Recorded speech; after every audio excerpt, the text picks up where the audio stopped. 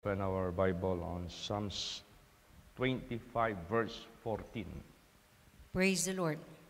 The secret of the Lord is with them that fear him, and he will show them his covenant. Praise the Lord. So,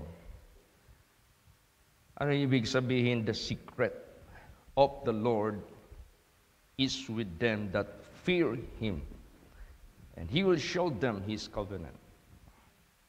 Kung ating babasahin ang banal na salita ng ating Panginoong Hesukristo from Genesis down to Revelation, there are how many percentage of the people of the world that exist at that time ang naligtas, ang nakaangkin ng covenant ng Diyos. Kung kukunan natin ng percentage sa panahon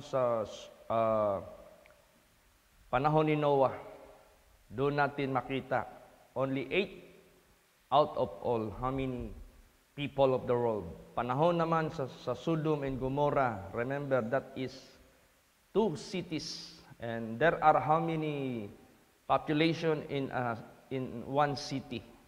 Marami. And there were 2 cities, Sodom and Gomorrah. Pero ilan sa kanila ang naligtas, nakaangkin ng covenant ng Diyos? 4, yung isa na wala pa. So, ibig sabihin yan, hindi lahat na ang secret ng Panginoong Diyos doon niya ihahayag para sila makasumpong kahit pa man ng kanyang covenant. Alam niyo anong covenant? Covenant, this is a agreement, God and man. Example, God said, if you obey me, I will bless you. Yan yung covenant. Meron tayong participation. We should believe Him. We should obey Him. And He will bless us. Yun ang pangako ng ating Panginoong Diyos. Yung everlasting life.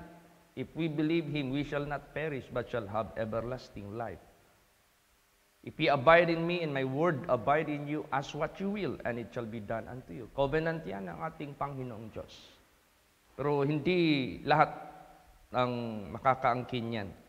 Kanino niya ito nire-reveal? The secret of the Lord is with them that fear Him. So, ibig sabihin yan, pag ikaw ay mitakot sa Panginoong Diyos, maliban meron kang pananampalataya sa Kanya, ikaw ay masunurin sa lahat ng Kanyang inuutos sa iyo, sa banal na salita ng Diyos. So, hindi ito basta-basta na believer lamang, but this is also a follower. Like Abraham, believer and follower. Shadrach, Meshach, Abednego, Daniel, Joseph, the prophets, the faithful prophets of God, the disciples of our Lord Jesus Christ, they are not just believers, but they are followers until death, hanggang sa katapusan ng kanilang buhay. Kaya yung covenant ng Diyos, like everlasting life, naangkin nila. Yung covenant ng Diyos na sila ay hindi iiwanan habang narito pa sa sanglibotang ito. Hindi pa natatapos yung mission nila. Sinamahan sila ng Diyos. Nangyari yan. So, ganun din po sa buhay natin. The secret of the Lord is with them that fear Him, and He will show them His covenant. Bakit kunti lang ang hinahayagan ng Diyos? Dahil kunti lang ang mitakot sa Diyos. Bakit kunti lang ang mitakot sa Diyos ng mga tao sa sanglibotang ito? Kasi maraming karnal, maraming lumakad sa flesh, maraming lovers of pleasures more than lovers of God. Maraming cannot deny themselves, hindi maka-deny sa sarili nila. Mas kunti lang ang makasunod sa ating Panginoong Diyos. That is the reason why the percentage sa mga tao na mitakot sa Diyos, it is so few, kunti lang. Kaya mapalad ka if you are one of those few. Praise the Lord. Mapalad ka kung isa ka doon sa mga kaunti na mitakot sa ating Panginoong Diyos. Kasi pag mitakot ka sa Panginoong Diyos, you are a righteous man. Bakit righteous ka? Siyempre, mitakot ka sa Panginoon, hindi ka gagawa ng kasalanan. Mitakot ka sa Panginoon, ayaw mong malapastanganan ang kanyang kautusan. So, manatili kang matuwid, manatili kang righteous sa presensya ng ating Panginoong Diyos. So, basahin natin. Proverbs 3:32. Praise the Lord. For the froward is abomination to the Lord, but his secret is with the righteous. Yes. But his secret is with the righteous. Bakit secret? Maraming hindi nakakaalam that there is life everlasting. Maraming hindi nakakaalam that there is kingdom of God for you to dwell in. Maraming hindi nakakaalam yan. O kung marami mang nakakaalam yan, but the question is, can they inherit that? Sila ba ay makaka-inherit niyan? Many are called, but few are chosen. Kaya hindi basta-basta. Yung daan ng papuntang kaharian ng Diyos, makitid at masikip. Kunti lang ang makakapunta dyan. Kaya mapalad talaga yung makasama ka sa mga kaunti. Kaya nga sabi ng Diyos, you are not chosen people of God because you are so plenty, but you are being chosen of mine because you are the fewest of all. You are the fewest of all people of the world. Kaunti lang. Kasi ang tinitingnan talaga ng ating Panginoong Diyos, yung takot sa Diyos, faith sa Diyos, obedience sa Diyos, maging righteous ka. Kaya dito sa Bible, nung pumunta na si Lord Jesus dito sa lupa, and He mingled with so much people, remember that, how He fed the 5,000 crowd, and out of that 5,000, most of them went away. Hindi nanindigan. Yun yung nirebuke ni Lord Jesus Christ. Labor not for the meat which perisheth, but labor for the meat that which endureth unto life everlasting. Pagsabi ni Lord Jesus Christ, except you eat my flesh and drink my blood, you have no life in you. Sabi ng mga tao. This is hard saying. Hindi na nila masunod. Hindi na nila masundan. Hindi na nila masakayan. Hindi na nila mag-get ang sinasabi ni Lord Jesus. Kasi na-discern sila ni Lord Jesus. Sabi ni Lord Jesus, hinahanap niyo ako, sinusundan niyo ako, dahil nabusog kayo. Ang tiyan ninyo, ang iniisip ninyo. So, these are the people who refuse to fear the Lord. Kasi pag mitakot ka sa Panginoong Diyos, yung secret ng Panginoong Diyos, i-reveal sa iyo. Pag i-reveal ng Diyos sa iyo ang secret niya, lalo kang matakot sa Diyos. Lalo kang maging righteous. Lalo kang maging maingat. Lalo kang naninigurado sa iyong buhay sa presensya ng Diyos. Kasi napagtanto mo, na-realize mo that you are dealing with someone which is God, the Creator of the universe, Holy God, righteous God. So, lalo kang mag-ingat, lalo kang matakot sa Panginoon, lalo kang magpakabanal, lalo kang matuwid, lalo din ihahayag ng Diyos ang mystery of the kingdom of God. Bakit mystery of the kingdom of God? Mystery, alam mo yung mystery? Hindi mo yan maintindihan. Hindi mo yan ma-fathom, yung bang ma-search, hindi mo kaya. Mystery nga eh. Pero kung saan man gusto ng Diyos ipaintindi ang kanyang mystery of the kingdom of God, mapapaintindi niya ito. Doon nga, sa may takot sa Diyos, tsaka righteous, doon niya ibibigay ang mystery. Basahin natin yan. Matthew 13:11 and 12. Praise the Lord. He answered and said unto them, because it is given unto you to know the mysteries of the kingdom of heaven, but to them it is not given. For whosoever hath, to him shall be given, and he shall have more abundance. But whosoever hath not, from him shall be taken away, even that he hath. Yes. Ibig sabihin yan, pinipili ng Diyos kung kanino niya nire-reveal ang mysteries of the kingdom of God. Sabi niya, sa inyo, nire-reveal ko ang mysteries of the kingdom of God. Sa kanila, hindi. Tapos sunod na verse. Yung meron, dagdagan ko pa. Yung wala, kukunin ko sa kanila. Ano ibig sabihin yung meron? Yung bang pinagkatiwalaan ka ng Diyos sa kanyang banal na salita, naniwala ka, sumunod ka, kahit hindi mo siya nakikita. Meron kang fear of God. Naniwala ka, sumunod ka, nagpasakop ka.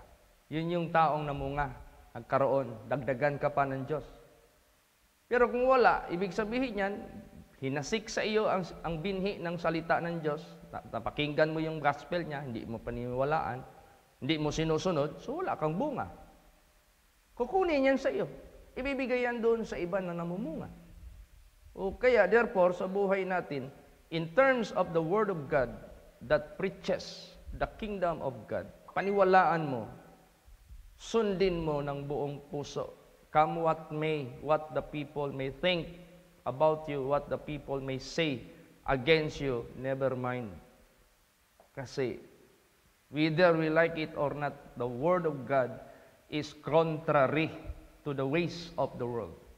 The Word of God is against the system of the world. Kaya nga sabi ni Lord Jesus Christ, the world hated me because I am not of the world. And no wonder the world hates you also. So ibig sabihin yan, pag tayo ay sumang-ayon at naniwala kay Lord Jesus Christ, hindi ka maintindihan ng sanglibutan. Hindi ka matatanggap ng sanglibutan. The standard of the world is quite different from the standard of God. Kaya nga ang sinabi ni Paul, for the preaching of the cross is to them that perish foolishness. But unto us who believe, but unto us who follow God, it is the power of God. Kaya, sino yung mapapahamak? Yung hindi naniniwala. But to them which perish, foolishness, ang Word of God. Kaya, therefore, sa buhay natin, mapalad tayo. Pag ginagawa natin yung gospel na na-preach dito sa buhay natin, then, maintindihan natin kung yan ba ay will of God or doctrine of God or doctrine of Satan.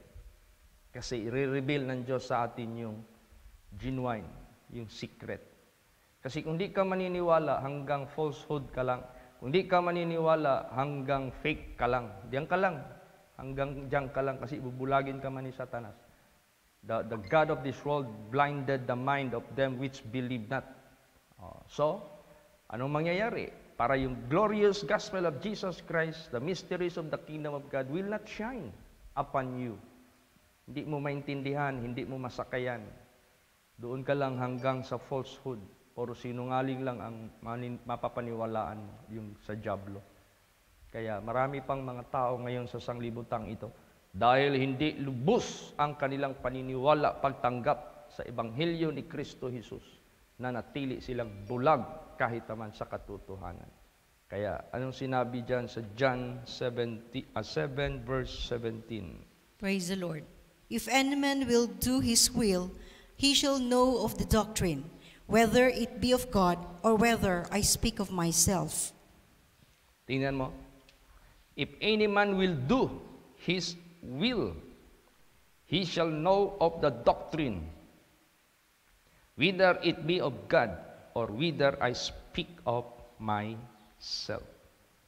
Pag naniwala ka at gumawa ka sa gospel of God, which is the will of God, meron kang discernment. Makikilala mo, yan ba ay doctrine of God? O yan ba ay hindi? So, ibig sabihin yan, meron kang wisdom. Meron kang understanding. The mysteries of the kingdom of God is being clear, plain, maliwanag. Madali mong maunawaan, madali mong maintindihan. Kahapon may nag-chat sa akin, di ko kilala. At first, hi ng hi sa akin. Hi, hi, hi, ganun. Nag-reply din ako, sabi ko, hello.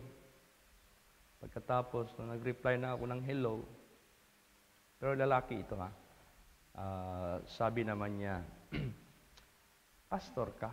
Sabi niya. Sabi ko, opo. Anong ranggo mo dyan sa grupo ninyo? Ano daw ranggo ko? Ikaw ba yung nangungulo dyan? Siya na ang nagsagot. Ikaw ba ang nangungulo dyan? Sabi ko, hindi. Sabi niya, sino pala? Nung sinagot ko na si Lord Jesus Christ. Sabi niya, okay. Yun lang, hindi na siya nag-chat. Praise the Lord. Binto na siya. Bakit? Posible na iba ang approach niya. No? Kasi para sa kanya is, okay. Ibig sabihin yan, iba pala ito. Parang ganon ba? Hindi pala ito yung aking ina-expect na ganyan.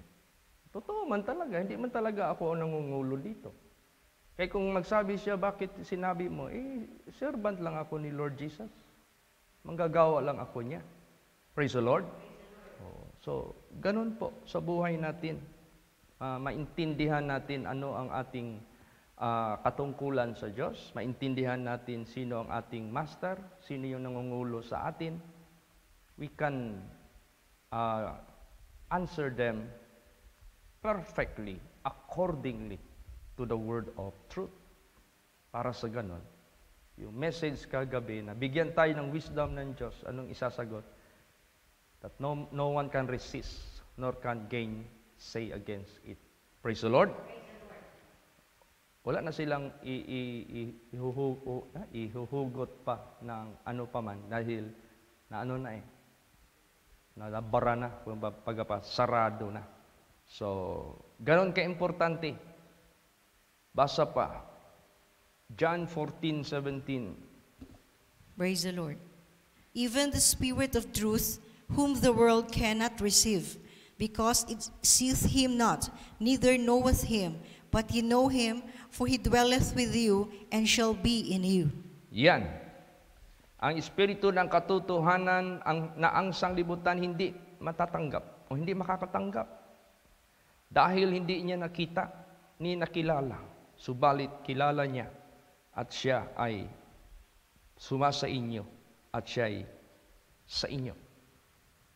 So, ibig sabihin yan, ang sanglibutang ito, they cannot receive the Spirit of truth. Because they don't have the faith to believe. Wala silang pananampalataya para maniwala. Pero sabi niya, kilala kayo at siya ay sumasa inyo.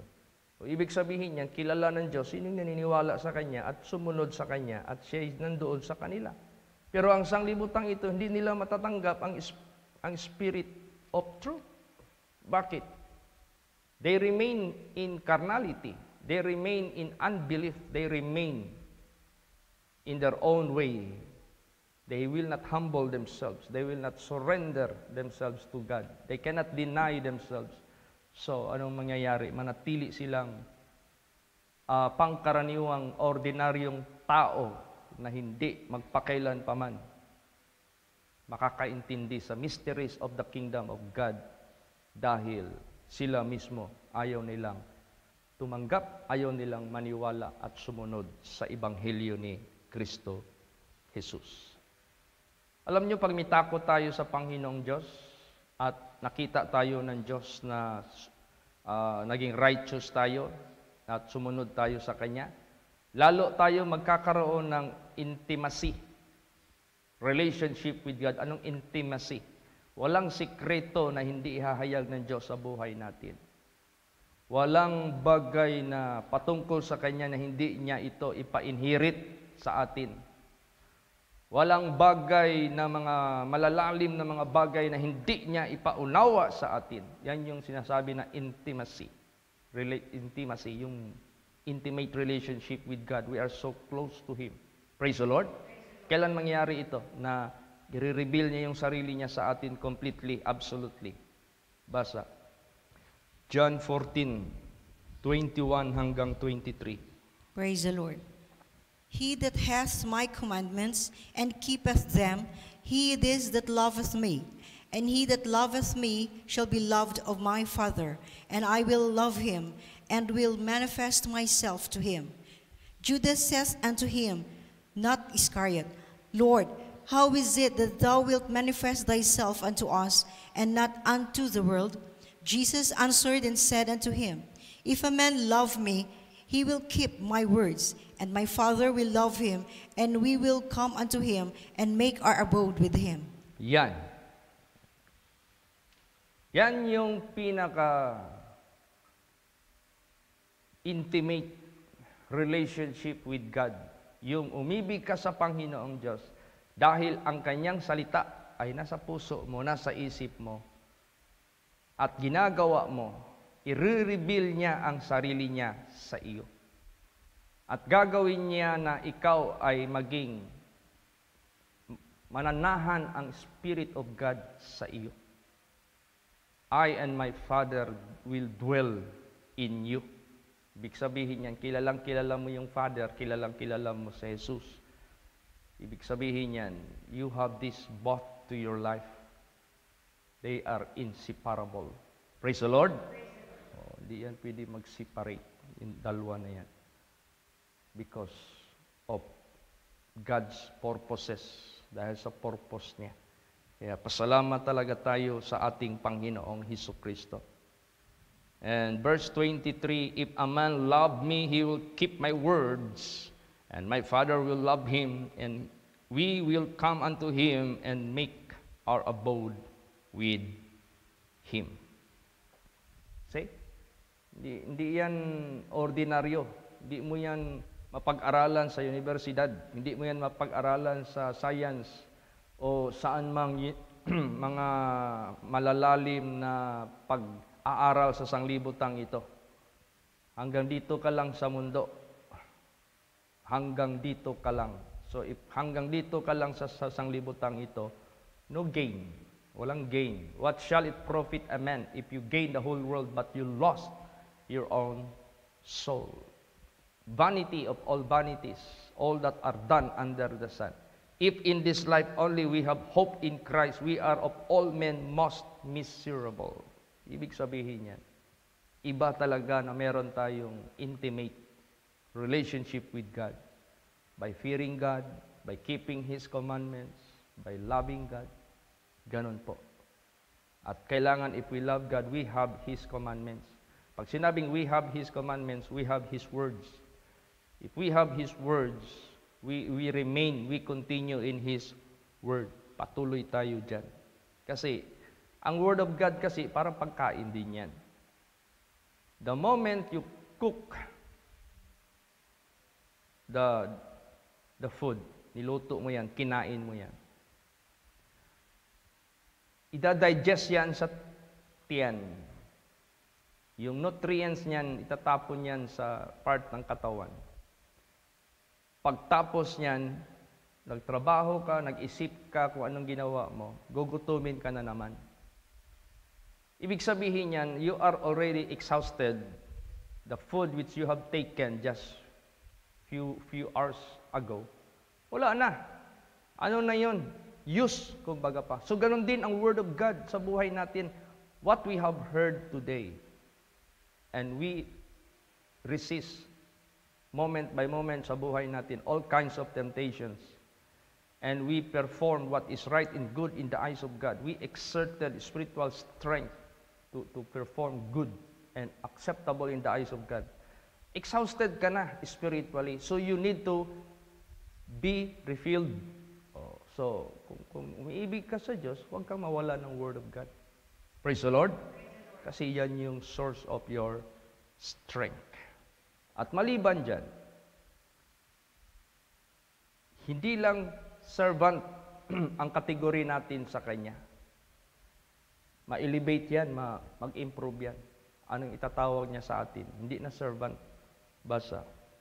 John 15, verse 15. Praise the Lord.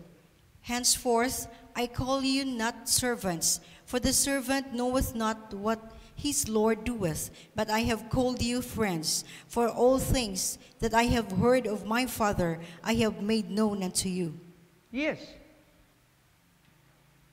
I will no longer call you servants of mine, but friends.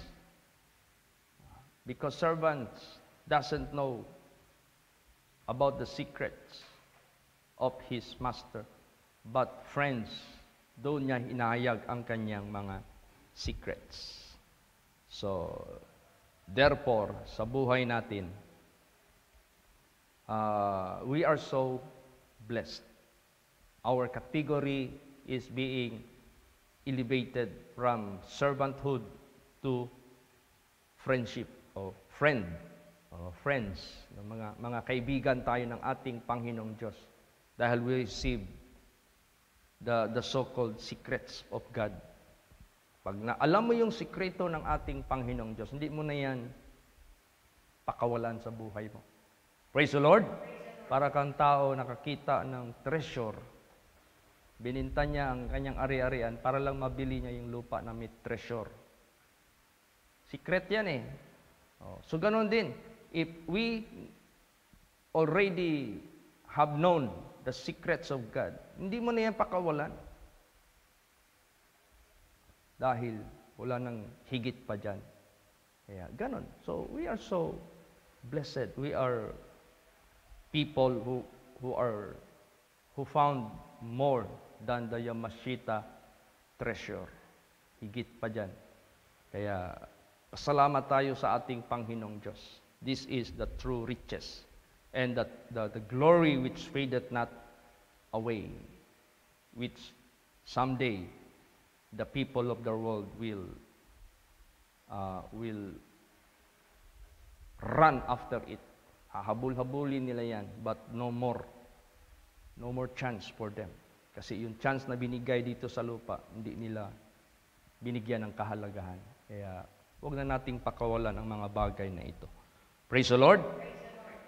Basahin pa natin. Tingnan mo yung, ikumpara ba natin yung mga tao sa mundo, tsaka dito sa atin. Basa, 1 Corinthians 2:14. Praise the Lord. But the natural man receiveth not the things of the Spirit of God, for they are foolishness unto him. Neither can he know them, because they are spiritually discerned. Yes. Yan yung natural man. Ayaw tatanggap ng mga bagay sa Espiritu ng Diyos. Kasi kamangmangan para sa kanila. Hindi sila makakakilala dahil they are spiritually discerned. Kapag sinabing spiritually discerned, ibig sabihin yan, they got a wrong spirit with them. They are being discerned not in the right spirit.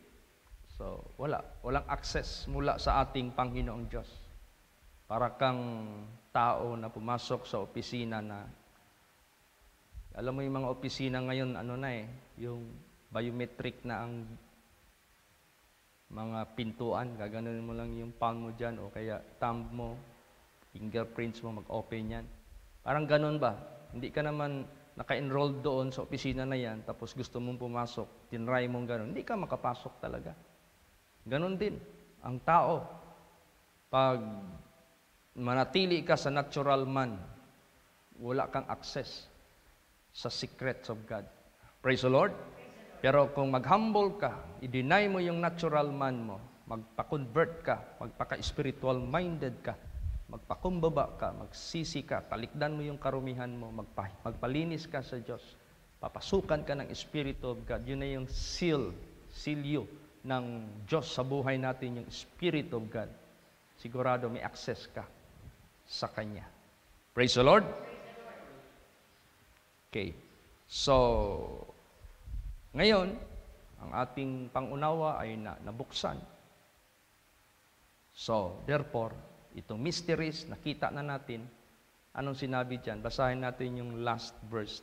Ephesians 1:18. Praise the Lord.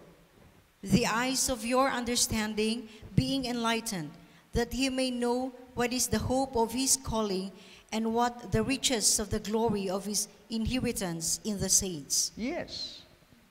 Hindi lang ito knowledge, hindi lang ito wisdom, but privilege, because we will inherit the inheritance of the saints. Ibig sabihin yan, we have somewhere to go. Meron tayong papupuntahan na doon tayo manatili, magpakailanpaman. The eyes of your understanding being enlightened, that ye may know what is the hope of His calling, and what the riches of the glory of His inheritance in the saints.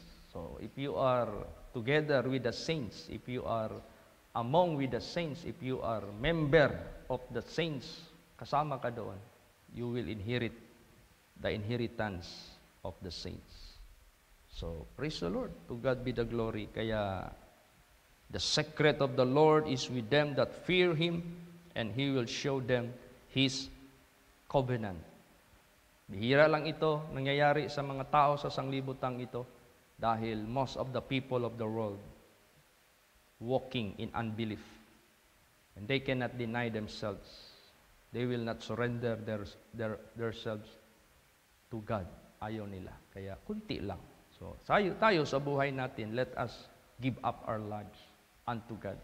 And let us offer our lives as a living sacrifice, wholly acceptable unto God, which is our reasonable service.